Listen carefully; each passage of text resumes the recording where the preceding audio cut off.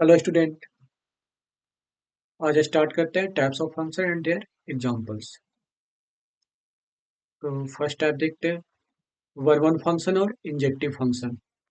A function f such that x to y is defined to be one one if the images of distinct elements of x under f are distinct। Clear ना? कहा जा रहा है कि set ए या फिर x का जो इमेजेस बन रहा है मान लो y में, वो सिर्फ और सिर्फ क्या होना चाहिए, सिंगल ही होना चाहिए और यूनिक होना चाहिए। क्लियर ना? तो जैसे वन का इमेज ए, क्लियर है, ए सिर्फ और सिर्फ वन का ही इमेज है। बी जो है सिर्फ और सिर्फ टू का ही इमेज है। सी जो है सिर्फ और सिर्फ फोर का ही इमेज है। और डी जो है सिर्फ और सिर्फ थ्री का ही इमेज है। और ई जो है किसी का इमेज नहीं है और एफ जो है किसी का इमेज नहीं है। अगर इमेज हो तो सिर्फ और सिर्फ एक एलिमेंट का ही इमेज हो, अगर नहीं है तो कोई बात नहीं। तो इसे हम लोग क्या बोलेंगे, वन वन फंक्शन बोल सकते हैं। यहाँ पे देखते हैं ए जो है किसी का इमेज नहीं है, बी जो इमेज है वन का भी है और टू का भी है। तो यहाँ पे ये क्या हो जाएगा, ये वन वन फंक्शन ये नॉट वन वन हो जाएगा। क्या हो जाएगा, नॉट वन वन। क्लियर ना? जैसे यहाँ पे भी हम बात करते हैं तो ये ए जो है वन का भी इमेज है और टू का भी इमेज है, तो ये भी क्या हो जाएगा, नॉट वन वन हो जाएगा।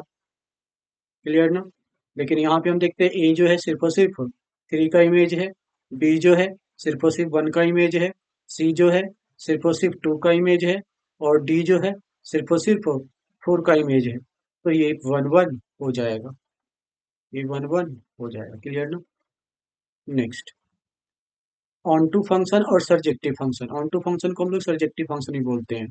A function f such that x to y is said to be onto function if every element of y is the image of some element of x under f। कह रहा है कि y में जो element है वो किसी न किसी का इमेज होना ही चाहिए। मतलब एक भी एलिमेंट ऐसा नहीं होना चाहिए जो किसी का इमेज ना हो।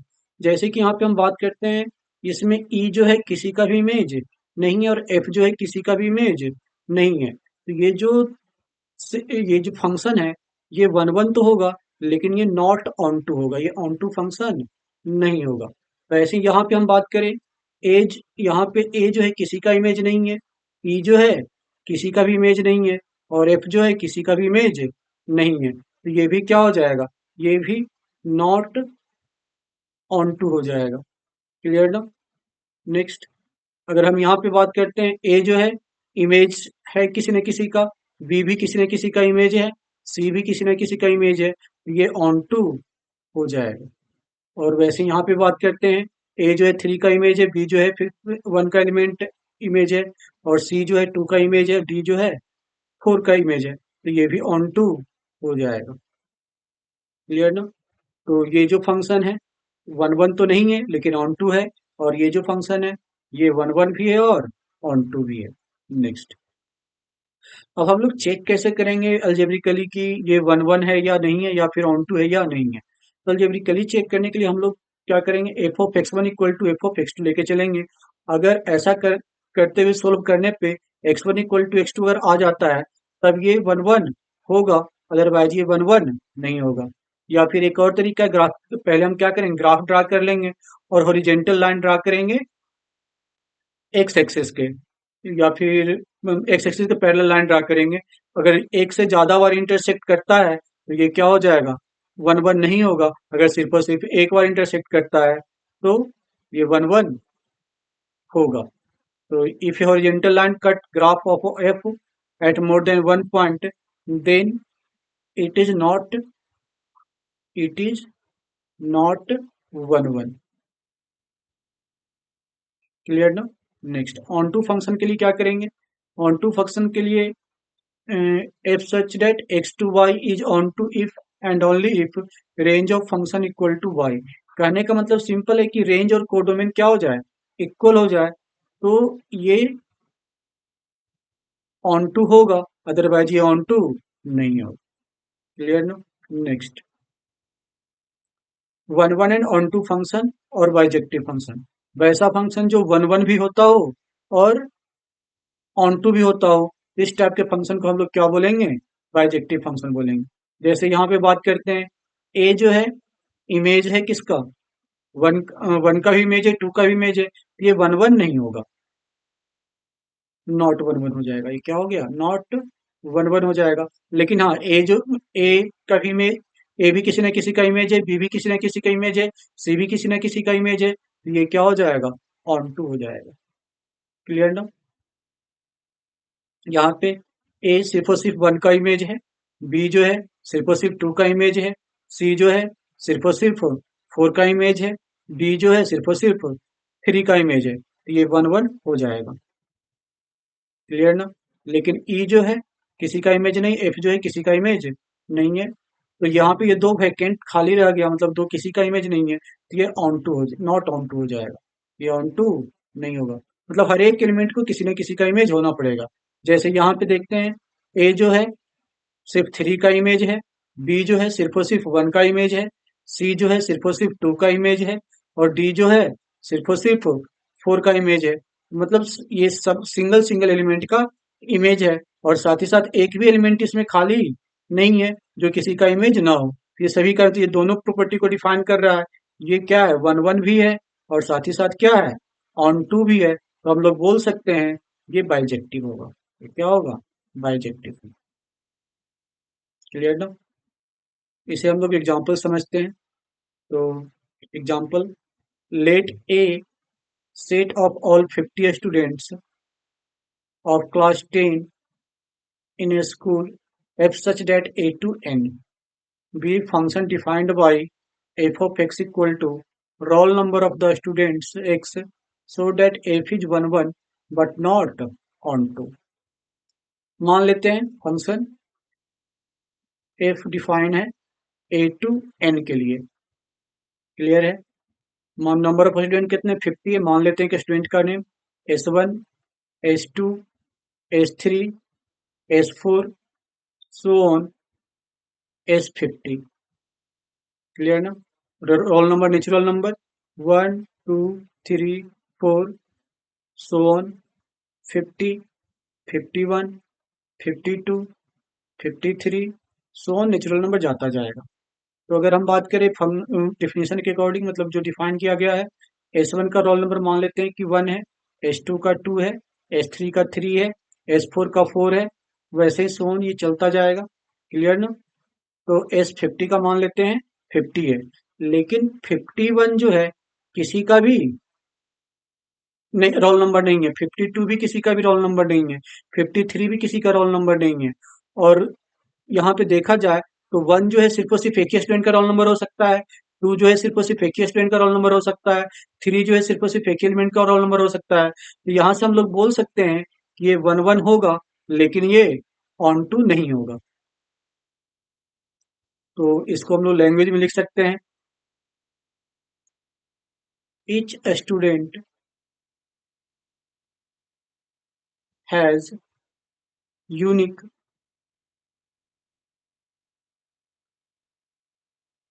Roll number in class. इसलिए क्या हो जाएगा? इसलिए if such that a to n is 1 1 1 1। Clear ना?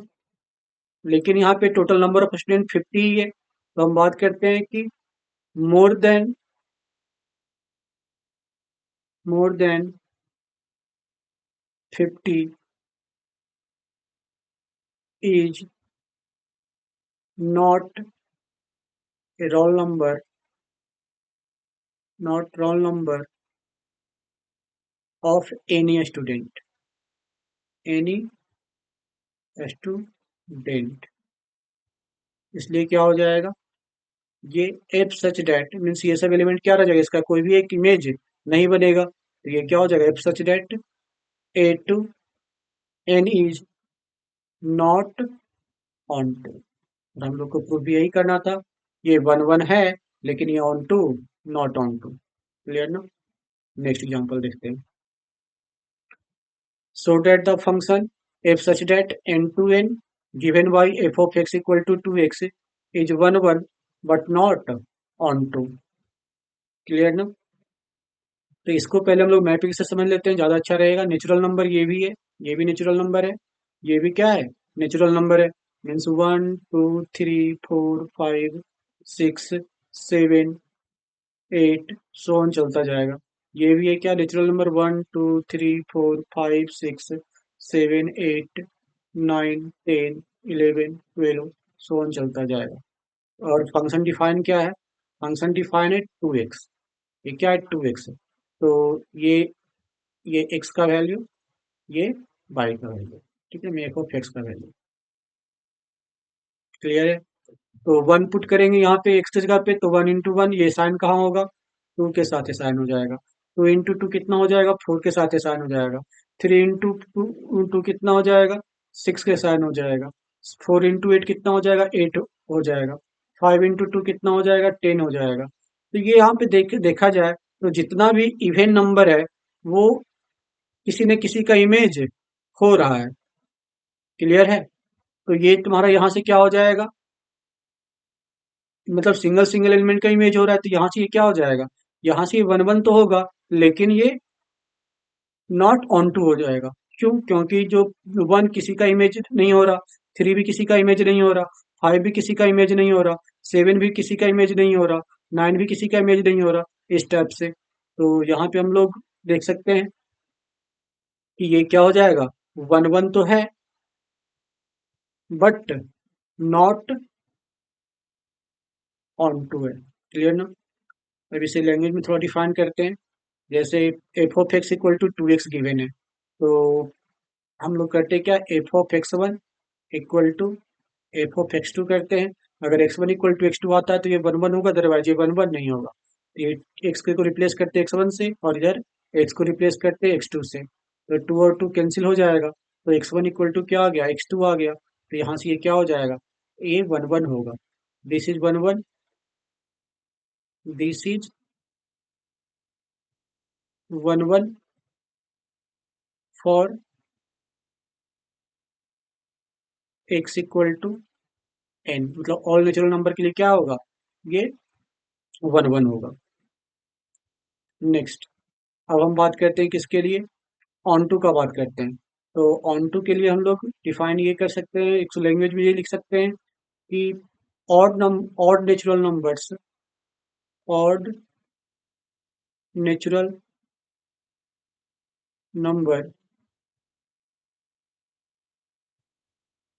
Is not a image, is not a image of any element of set A, means domain. किसी का भी इमेज नहीं है, और नेचुरल नंबर जो है किसी का भी इमेज नहीं हो रहा, तो हेंस हम लोग बोल सकते हैं, hence this function is not onto. Clear ना? Next, prove that the function f of x equal to 2x f such that R to R, clear ना, is on 1 1 and onto. इसको हम लोग graphically भी देख सकते हैं, graph draw कर लेते हैं। तो ये y इक्वल टू 2x का ग्राफ है। तो अगर हम लोग हॉरिजेंटल लाइन ड्रा करते हैं तो सिर्फ और सिर्फ एक ही बार इंटरसेक्ट होगा, कहीं पे भी अगर हम लोग ड्रा करें तो इससे पता हम लोग को ये चल रहा है कि इसका सिर्फ और सिर्फ सिंगल इमेज ही बनेगा।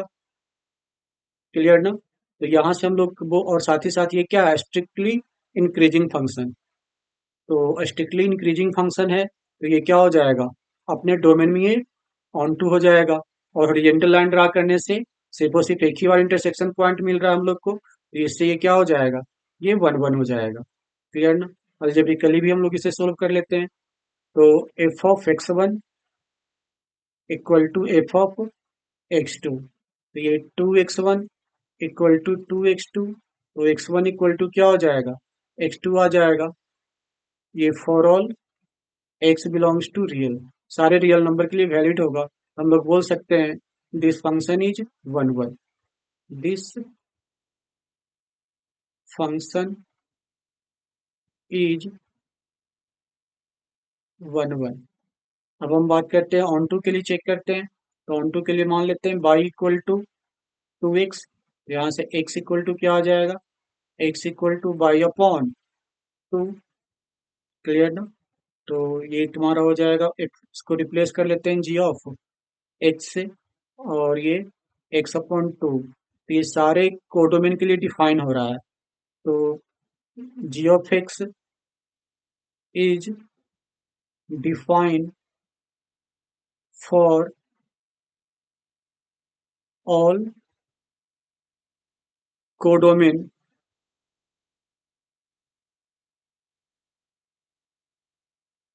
Codomain of f of x. Hence, we can say that we can say that range equal to codomain, range equal to codomain। तो ये क्या हो जाएगा, f of x is onto, और यही हम लोग को प्रूव करना था। क्लियर है? Next, so that the function f such that n to n given by f of 1 equal to f of 2 equal to 1 and f of x equal to x minus 1 for every x greater than 2 is on to but not 1 1। Clear ना? तो जैसे ही अगर बात करते हैं, यहाँ पे बोला गया है कि जैसे यहाँ पे जैसे 1 है, ये 2 है, ये नेचुरल नंबर, ये 3 है, 4 है, 5 है, सो ऑन, और इधर भी 1 है, 2 है, 3 है, 4 है, 5 है, 6 है, सो ऑन। तो 1 का इमेज क्या बोला जा रहा है, 1, और 2 का भी इमेज क्या बोला जा रहा है, 1। तो यहाँ पे 1 जो है दो एलिमेंट का इमेज है, ये साफ साफ यहाँ से क्लियर हो गया कि ये क्या हो जाएगा, 1 1 नहीं होगा। Given f of 1 equal to f of 2 equal to 1। Clear ना? हेंस ये क्या हो जाएगा, hence this function is not one one, ये वन वन नहीं होगा। क्लियर ना? अब हम चेक करते हैं कि ये ऑन टू है या नहीं है। तो ऑन टू के लिए क्या करेंगे, f of x equal to given है कितना, x minus one, means y equal to क्या हो जाएगा, ये x minus one, means x equal to क्या हो जाएगा, वाई प्लस वन। ये को डिफाइन कर लेते हैं, g of x equal to x plus one. तो यहाँ पे अगर जी ऑफ एक्स को देखें तो ये ऑल नेचुरल नंबर के लिए डिफाइन हो रहा है या नहीं हो रहा। तो देखा जाए तो ये ऑल नेचुरल नंबर के लिए डिफाइन होगा, जैसे 1 पुट करेंगे तो 2 मिलेगा। क्लियर है? तो यहाँ पे ग्रेटर देन 2 नहीं कर करके इक्वल टू 2 कर ले तो ज़्यादा सही रहेगा, ये यहाँ पे इक्वल टू 2 आएगा। ठीक है, तो यहाँ पे लोग बोल सकते हैं g of x is define for all codomain of f of x. Hence we can say that hence we can say that say that domain of sorry code codomain of f of x equal to range of f of x। इसलिए क्या हो जाएगा, this function is onto. Clear ना? Next, so that the function f such that R2 are defined as f of x equal to x square is neither 1 1 or not nor onto. Clear ना? All real number. तो पहले graph बना लेते हैं f of x equal to x square का। तो यहाँ पे अगर हॉरिजेंटल लाइन अगर हम ड्रा करते हैं तो यहाँ पे एक से ज़्यादा बार इंटरसेक्ट कर रहा है, 2 पॉइंट पे इंटरसेक्ट कर रहा है। ये क्या हो रहा है, 2 पॉइंट पे इंटरसेक्ट हो रहा है। इसका मतलब ये क्या हो जाएगा, मेनी वन हो जाएगा। और ग्राफ अगर देखा जाए तो सिर्फ और सिर्फ अपर पार्ट में बना हुआ है, मतलब कि पॉजिटिव जो यहाँ पे रेंज हम लोग को मिल रहा है, सिर्फ पॉजिटिव रियल नंबर मिल रहा है। ग्राफ जो बना हुआ है सिर्फ वाई एक्सिस को अगर देखा जाए तो सिर्फ अपर पार्ट में ही ग्राफ बना हुआ है, लोअर पार्ट में ग्राफ नहीं बना हुआ। मतलब कि इसका ये सब जो एलिमेंट है, इस ये किसी का भी इमेज नहीं है। तो ग्राफ देख करके भी हम लोग बोल सकते हैं कि ये क्या होगा, वन वन, ना वन वन होगा ना ये ऑन टू होगा। अलजेब्रिकली देखते हैं, इसे सोल्व करते हैं। तो f of x equal to given है कितना, एक्स स्क्वायर। हम लोग करते हैं क्या, f of x one equal to f of x two. तो यहाँ से क्या आ जाएगा, x one square equal to x two square, means x one square minus x two square equal to zero. ये कितना आ गया, x one minus x two, और ये क्या आ गया, x one plus x two equal to zero आ जाएगा। तो या तो x one minus x two equal to zero होगा, या तो x one plus x two equal to zero होगा। तो यहाँ से क्या आ गया, x one equal to x two आ गया। लेकिन यहाँ से क्या हो गया, x one equal to minus x two. कह सकते हैं कि x one not equal to x two. तो एक भी कंडीशन में अगर x one equal to not equal to x two आता है तो ये क्या हो जाएगा, वन वन हो जाएगा। बोल सकते हैं hence this function is, hence this function is not one one, not one one. Clear ना?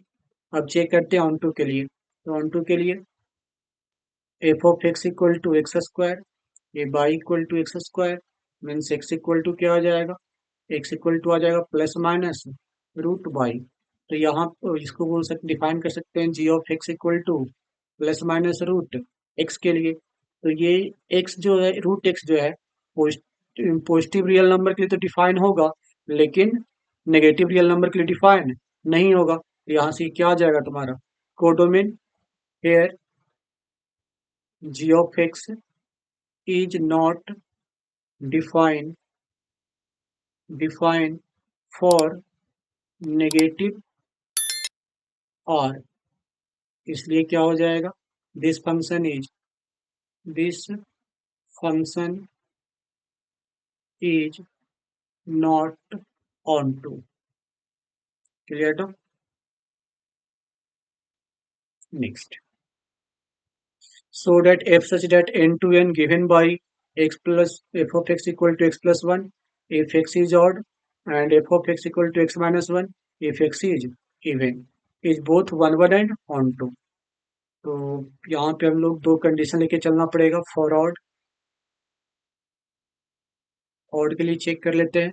ऑड के लिए फंक्शन क्या है, f of x equal to x plus one. तो ये f of x one equal to f of x two. तो ये क्या हो जाएगा, x one plus one equal to x two plus one. तो वन और वन कैंसिल, तो ये एक्स वन इक्वल टू क्या आ जाएगा, एक्स टू आ जाएगा। कहने का मतलब अगर हम और लेकर के चलेंगे तो x one equal to x two आ जाएगा, तो ये तुम्हारा क्या हो जाएगा, ये वन वन हो जाएगा, ये वन वन हो जाएगा। क्लियर ना? वैसे ही अगर इसका हम ऑन टू के लिए चेक करते हैं तो ये by f of x equal to कितना है, एक्स प्लस वन। तो ये बाई इक्वल टू कितना आ जाएगा, x plus one, means x equal to कितना आ गया, बाई माइनस वन। तो यहाँ पे देखें तो इसको डिफाइन कर सकते हैं g of x equal to x minus one. तो हम लोग बोल सकते हैं यहाँ पे कि g of x is defined for all codomain, for all codomain of f of x, hence this is also onto. Clear ना? कहने का मतलब कि ऑड अगर रहा तब तो ये क्या आ जाएगा, ये आ जाएगा, वन वन भी हो जाएगा और ये ऑन टू भी हो जाएगा। सेम प्रोसेस हम लोग को किसके लिए करना है, इवन के लिए करना है, सेम काम करना है। तो ये भी तुम्हारा इवन के लिए भी क्या हो जाएगा, ये वन वन हो जाएगा और ऑन टू भी हो जाएगा। क्लियर ना? नेक्स्ट,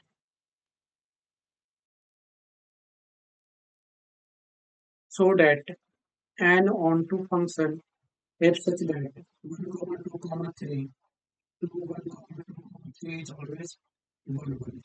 कहा जा रहा है कि ये जो फंक्शन है वो अगर ऑन टू है तो वो वन वन भी होगा, ये हम लोग को डिफाइन करना है।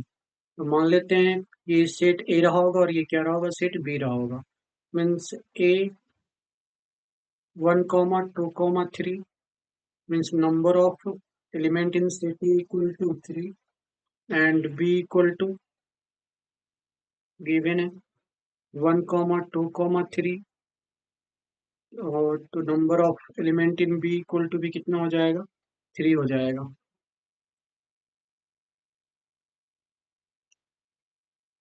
ये दिया हुआ है कि ऑन टू फंक्शन है, f is onto function. तो यहाँ पे क्या हो जाएगा, each element of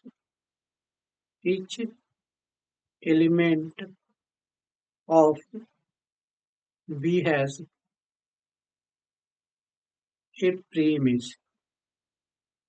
pre image and for function and for function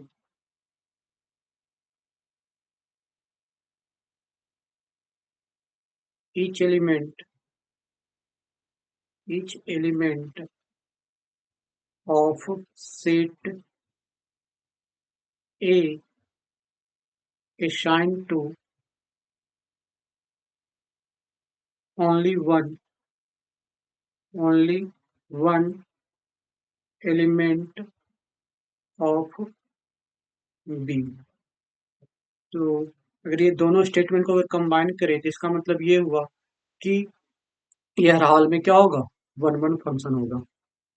hence this is one one function. Clear ना? रिवर्स यहाँ पे भी सेम प्रोसेस काम करते हैं। इसको मान लेते हैं सेट ए, यहाँ पे दिया हुआ है क्या, ये वन वन है तो ऑन टू प्रूव करना है। पहले क्या था, पहले ऑन टू था तो वन वन प्रूव करना था। इसे मान लेते हैं क्या, ये सेट बी है। Means number of A equal to 3 और number of B equal to भी कितना है, 3 है। तो फंक्शन के लिए क्या रिक्वायर्ड है, for function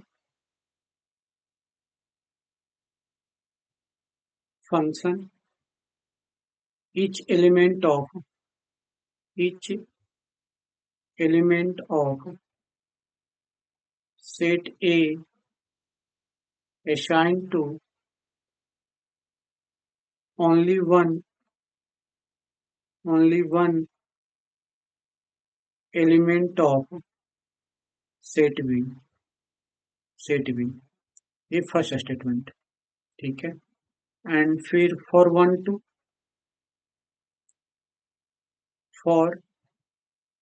one for one one के लिए क्या रिक्वायर्ड है,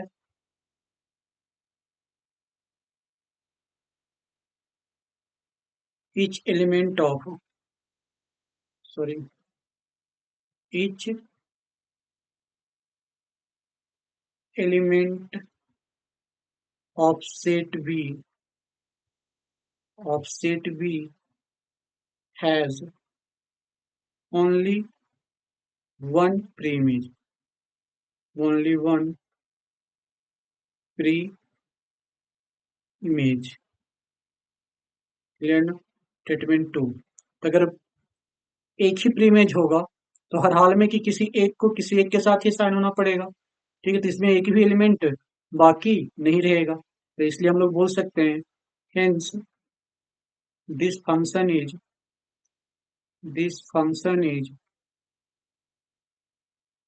ऑल्सो ऑन टू। क्लियर ना? नेक्स्ट, अब हम लोग कंपोजिट फंक्शन देखते हैं। कंपोजिट फंक्शन क्या होता है? Let f such that A to B and g such that B to C be two function. Then composite of f and g denoted by GOF is defined as the function GOF a to c. Clear ना? जैसे मान लो कोई भी set ए दिया हुआ है, कोई भी सेट बी दिया और एक सेट सी दिया हुआ है।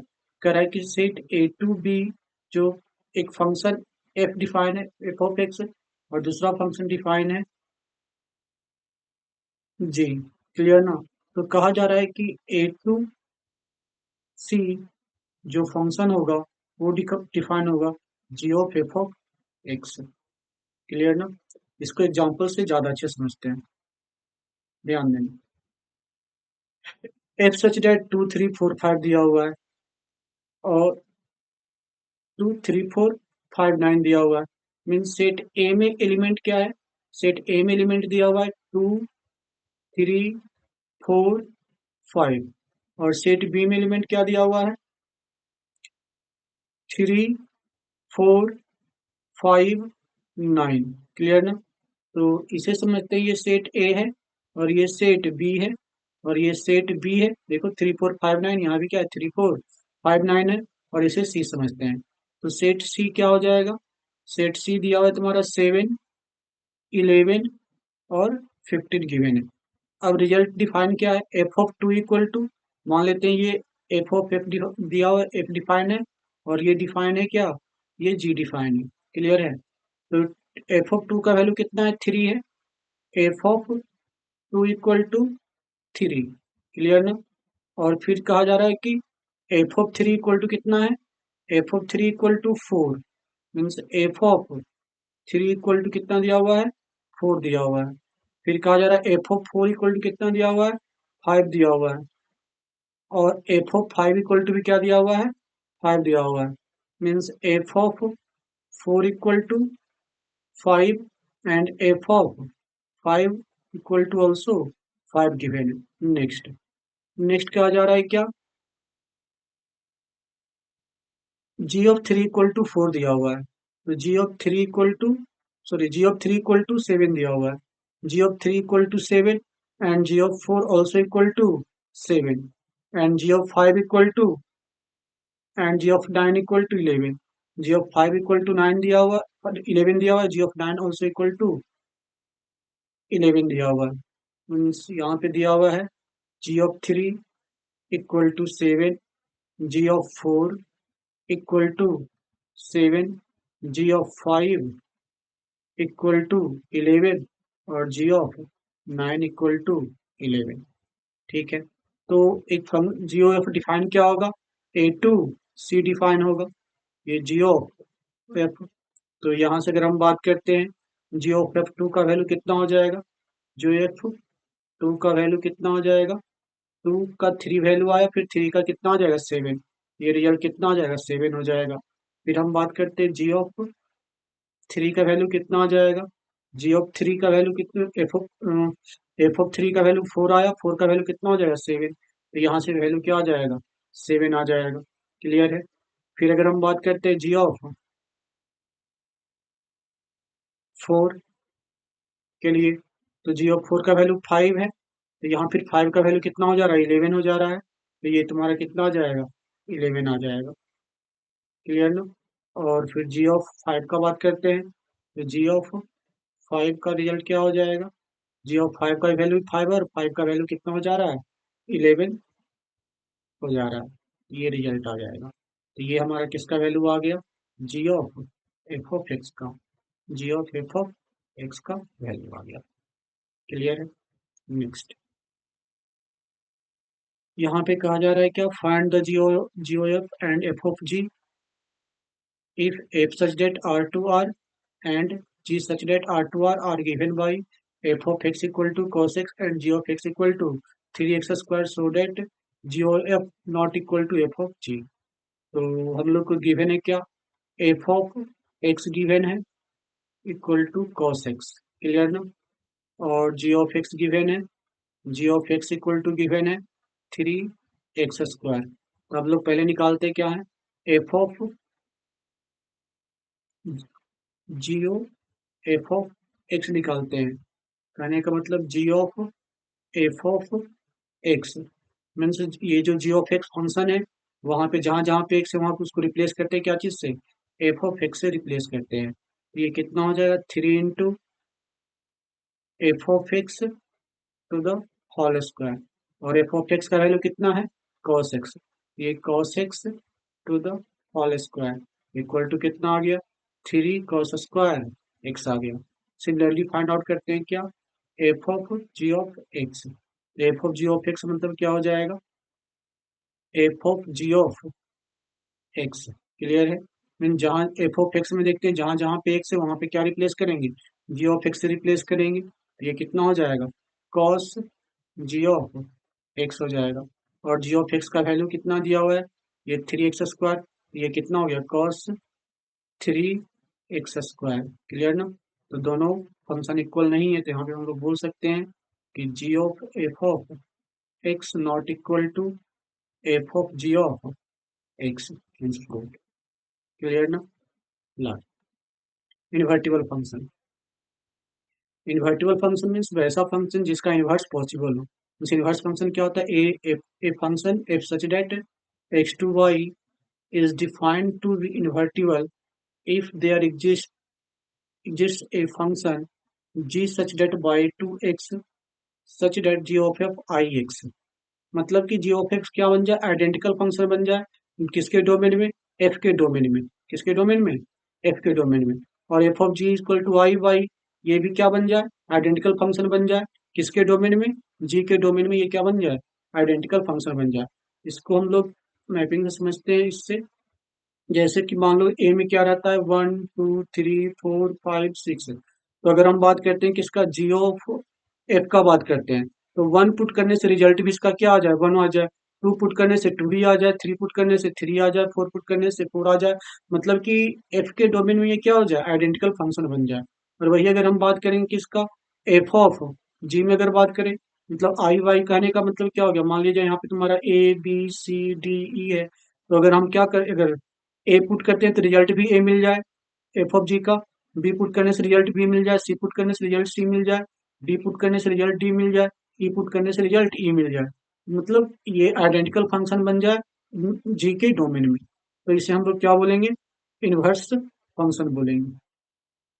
Then function g is called the inverse of f and denoted by f inverse. Clear ना। इसको भी हम लोग एक एग्जांपल से देखते हैं। If such that n to y be a function defined as f of x equal to 4x plus 3, where y belongs to n, such that y equal to 4x plus 3 for some x belongs to n, so that if f is invertible, find inverse। तो सबसे पहले तो inverse होने के लिए होना क्या चाहिए, इन्वर्स होने के लिए हम लोग को दो पॉइंट ध्यान में रखना पड़ेगा कि जो फंक्शन हो उसका 1 1 होना जरूरी है, साथ ही साथ उसका ऑन टू होना भी जरूरी है। जो फंक्शन 1 1 और ऑन टू होगा वही फंक्शन इन्वर्टिबल होगा, अदरवाइज वो इन्वर्टिबल नहीं होगा। क्लियर ना। यहाँ पे ये फंक्शन क्या होगा, फंक्शन दिया हुआ है f of x equal to कितना, ये 4x+3 गिवन है। और ये फंक्शन डिफाइन किस लिए है, किसके लिए, 4x+3। ये क्या है, लीनियर फंक्शन है। ये क्या है, लीनियर फंक्शन है। तो लीनियर फंक्शन है तो ये क्या होगा, 1 1 होगा ही होगा। 4x+3 is a linear function, linear function. Hence this is 1 1 and onto in their domain, in their domain. Clear ना। तो ये क्या हो गया, 1 1 ऑन टू होगा। और इसका हमको निकालना क्या है, इनवर्स फंक्शन। तो एफ ऑफ एक्स को बाई मान लेते हैं, बाई इक्वल टू 4x+3। तो यहाँ से 4x इक्वल टू कितना आ जाएगा, by -3 and x equal to y minus 3/4। अब एक्स को रिप्लेस कर देते हैं क्या चीज से, f of g of x से। तो g of x equal to ये हो जाएगा x minus 3/4 means g of x कहने का मतलब क्या हो गया, ये f inverse x equal to आ जाएगा ये x minus 3/4। This is the inverse function of f of x. Thank you.